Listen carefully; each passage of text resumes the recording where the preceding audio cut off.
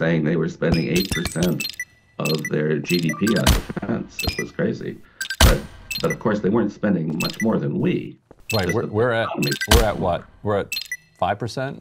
I don't know. People can Google that. It's a lot though, right? I mean, if we have a 14, 15. What's our GDP? Something like 15 trillion. We're up to 18 now.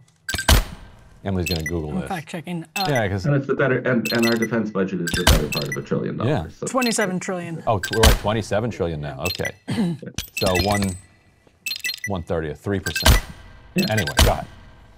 So I mean, we're not in the situation that we have a non-functioning economy, and we've got a population that's a third the size of the other guy. Well, I guess actually our population is quite a bit lower, but our GDP is way higher than Russia's. So people used to say Russia is spending much more, a fraction of their economy on weapons, but in fact they were at a much smaller economy. So I don't quite see, like maybe if you talk 100 years, it's a different story, but I don't see in the next decade or two that we'll get bankrupted. It's just that the national debt is a big problem, and it's certainly going to hurt us to spend this money. Q4, by the way, has our GDP at 29 trillion. Okay, well, there we go.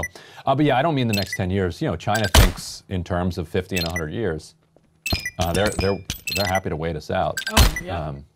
Well, certainly you want to get this path. You want to get this on a path towards eventually eliminating nuclear weapons. Ronald Reagan even said that. So you want to get to that place, and going up isn't necessarily the right way to get you to go to eventually come down. And the last point, I think the thing that makes your case more plausible is that you pointed out in your piece, Donald Trump hasn't cared about a whole lot consistently throughout his life, but one of the things he has cared about, curiously, has been nuclear war. Can you talk a little